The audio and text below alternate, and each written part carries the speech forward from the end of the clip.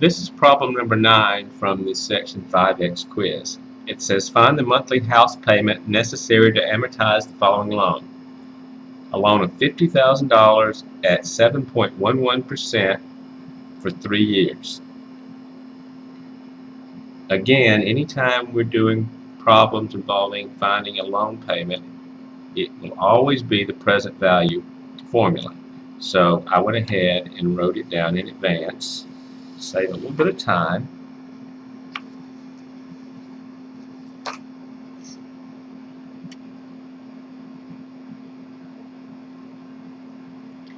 So the present value P is equal to the periodic payment R times this fraction, whose numerator is 1 minus the quantity 1 plus little I to the negative n, and whose denominator is little I. The little I is R over M, where R is the annual interest rate, and M is the number of compounding periods per year, and little n is M times T, which is, I actually didn't write T in there, but T is the number of years. So I probably should toss that one in here as well.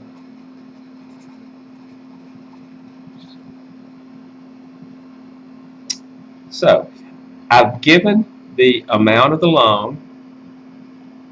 That's always P. The amount of the loan is the present value. The interest rate as a decimal is 0.0711. Remember, move the decimal place 2 places to the left. 3 years, so T is equal to 3. It's a monthly house payment, so that tells you that M is equal to 12. Now we plug in and solve. Present value is 50,000. We're looking for the payment R. You've got 1 minus 1 plus little I. I probably should go off the side and calculate little I. Little I is R over M, and little r is 0.0711, and M is 12. Now, I'm sure you don't need any help doing that arithmetic on a calculator, but I will say that if it doesn't come out even to just a few decimal places, when you do the division, carry it out to more decimal places than you think you could ever need, because if you don't, you may find out your answer is not correct to the nearest cent when you're done.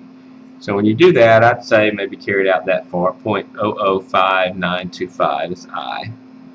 And little n is M times T. M is 12, T is 3, so little n would be 36. So now I can plug in little I is 0.005925. It's raised to the negative n, which is 36 power, and then that's divided by 0.005925. So that gives me 50,000 equals capital R times 1 minus 1.005925 raised to the negative 36 all over 0.005925. So I now probably need to go to the calculator, and I want to calculate this 1.005925 raised to the negative 36th power. So I do that. I put in 1.005925, hit the power button.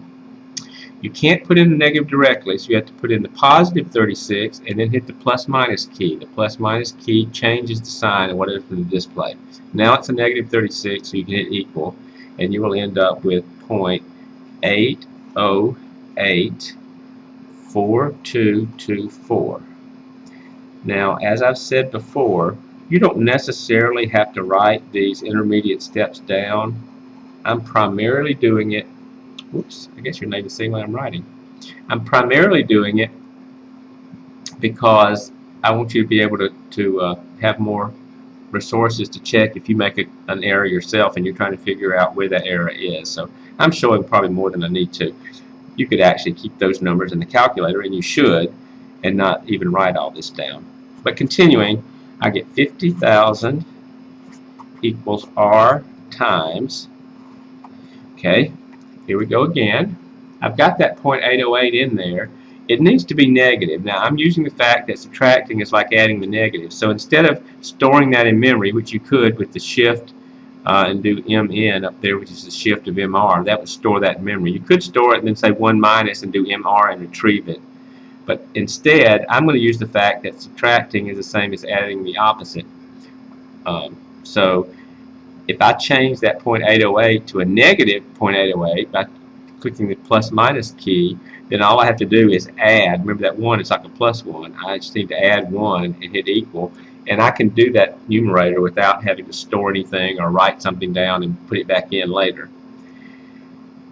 And then I want to divide that by 0.005925. So I do divided by 0.005925 equals. So I end up with 32.33377,201.